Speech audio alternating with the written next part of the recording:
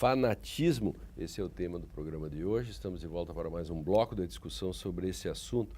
No Brasil, atualmente, as pessoas querem que a justiça criminal, por exemplo, por causa da violência, enfim, sirva aos seus interesses políticos, ideológicos, né? Por exemplo, promotores públicos assinam um manifesto contra uma palavra que eles inventaram, bandidolatria, né? Que seria uma idolatria dos bandidos e como se os advogados que defendessem criminosos também fossem criminosos ou adorassem criminosos, né? E o democídio, que seria uma espécie de matança do povo, né? E por que o direito deve se blindar contra esse tipo de fanatismo? Ou o que o direito pode fazer exatamente para tentar evitar que o fanatismo tome lugar do próprio direito? Porque essa é a grande questão que está lá na Oresteia já, Mário. Veja o seguinte, o que o Maurício colocou, né, e a Catherine retomou, eu acho que aí está o elemento importante, né, do que a gente chama de fanatismo. Teria que diferenciar os fenômenos de massa que são da modernidade. Uma sociedade tradicional não há fenômeno de massa, porque o sujeito está ligado a uma tradição.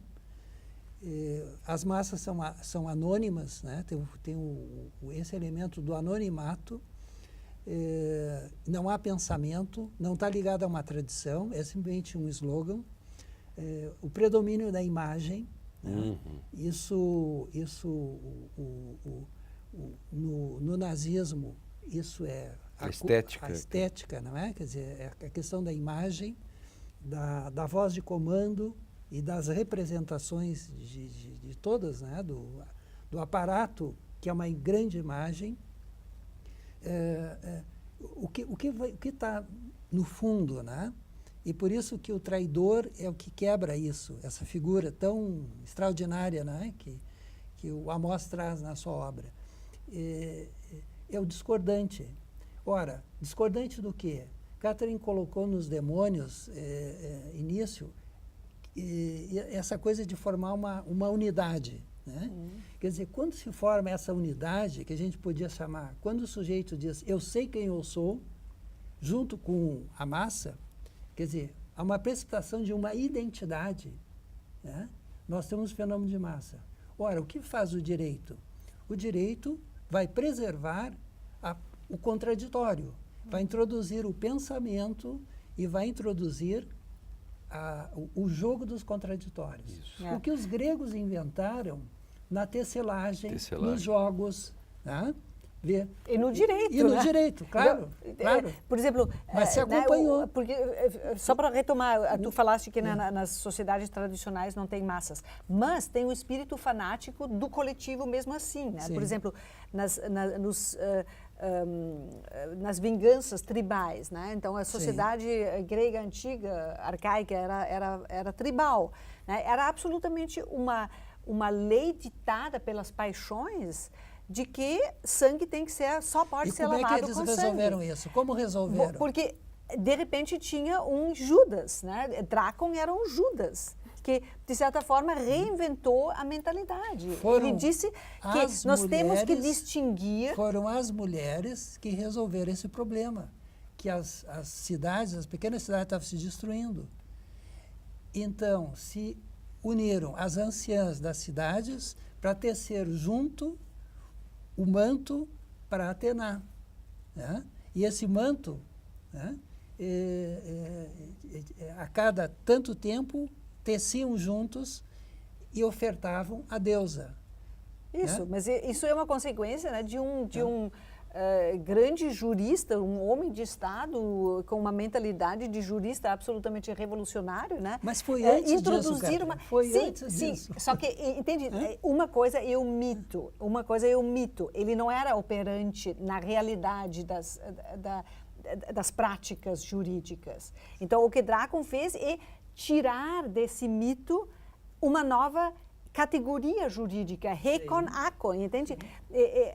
Isso era implicitamente, religiosamente, isso estava presente, só que era inoperante. No momento em que Drácon diz, nós temos agora uma nova lei que funciona com a distinção. Foi feito com vontade ou sem vontade. Sim. A partir dali, eu posso quebrar, né, esse círculo vicioso da vingança. Então realmente acho que tem que deixar para o direito o que é de direito. Exatamente. Isso não é uma coisa mítica. Dai ao direito o que é dele e que isso é só retomado, de certo modo, essa é uma leitura assim muito minha, né, que eu tenho feito, que para mim o episódio da mitologia, da tragédia na Oresteia, ela é tão importante que se repete, de certo modo, só na modernidade, que depois, num terceiro momento, na Revolução Francesa, que é um novo sujeito histórico, e no quarto momento, e aí, de um modo mais claro e mais duradouro, assim, digamos, que é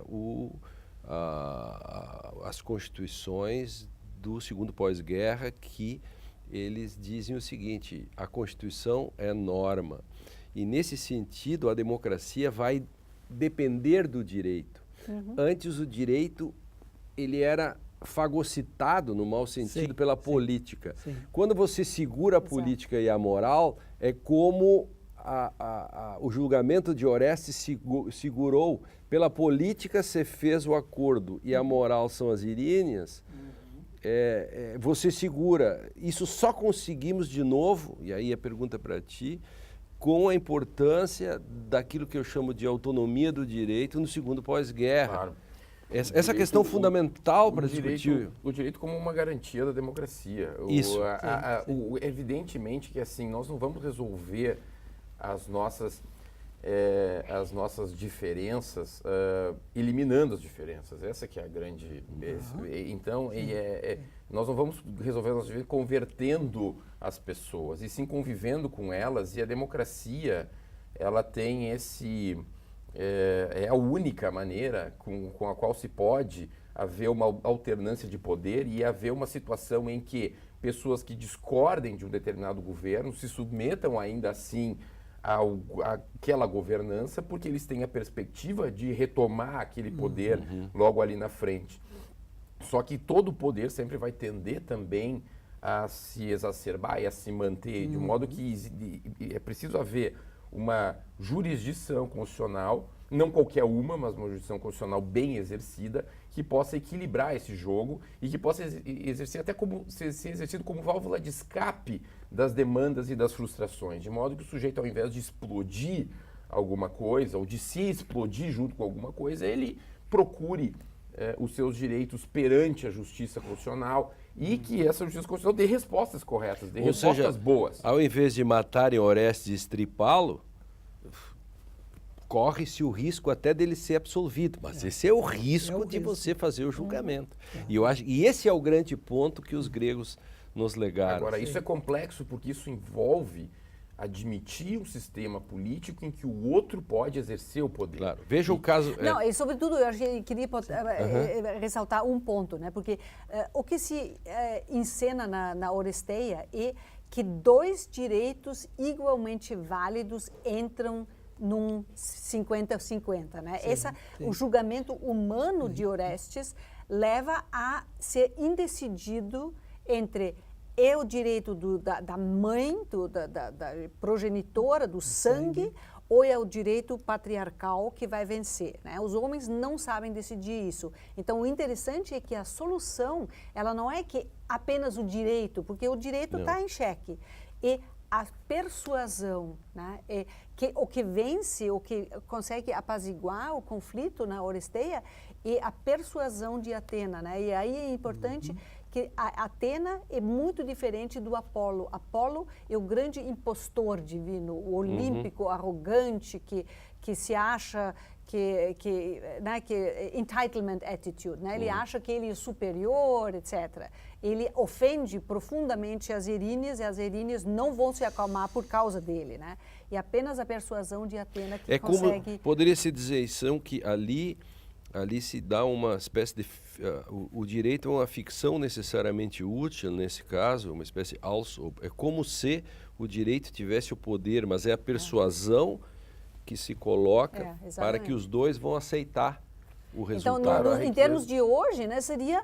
Bom, nós precisaríamos de uma deusa, Atena, né, para descer sobre o Brasil para direita, esquerda, os diferentes partidos começarem a falarem de novo consigo mesmo. A riqueza, se me permite, a riqueza de uma narrativa complexa como de uma tragédia clássica é justamente a de criar um imaginário de um conflito entre um certo e um certo, entre duas posições que são moralmente corretas, e que a gente não vê em simplificações do tipo faroeste. E aí, para chegar ao manifesto que tu falaste, me referiste no começo do bloco, é o caso típico e clássico de uma simplificação a respeito de um problema complexo. Claro. Eu diria hoje que no Brasil, aqueles que dizem nós estamos vivendo um período de muita violência e muitos crimes estão sendo deixados de ser punidos e nós precisamos, portanto, punir mais, essa é uma afirmação que ela está correta em um certo sentido. Assim como também está correto o outro lado quando diz nós estamos punindo gente demais, punindo mal. Ou fazendo um furo na água. Mais é melhor. E o tipo de punição que nós temos é reprodutivo do crime. Então a gente pode dizer que é um conflito entre duas posições corretas e não existe aí um imaginário. Se a gente realmente se debruçar sobre o problema, a gente vai ver que não existem mocinhos e bandidos no sentido faroeste da coisa. Sim. Aí falta uma palatenas, como disse a Catherine, a palas Atena, para dizer, para fazer um acordo com as Iríneas, para que todos venham a aceitar um resultado. Por exemplo, o caso Bruno, que é bem emblemático, esse caso famoso, em que os veículos de comunicação transformaram ele, no caso, embora todo, um pouco de honesto, o que ele fez absolutamente abominável, etc., mas a resposta que deram é uma resposta de vingança, de argumento moral, simplesmente. Só que a resposta também tem que ser dada para saber o seguinte: olha, o sistema tem um prazo para cumprimentos de penas. Esses prazos foram obedecidos, essas respostas não foram dadas. Por quê? Porque todo o argumento, digamos, mais racional foi tomado e nós, atrasados em relação aos gregos, nós respondemos simplesmente pela vingança ou moralmente.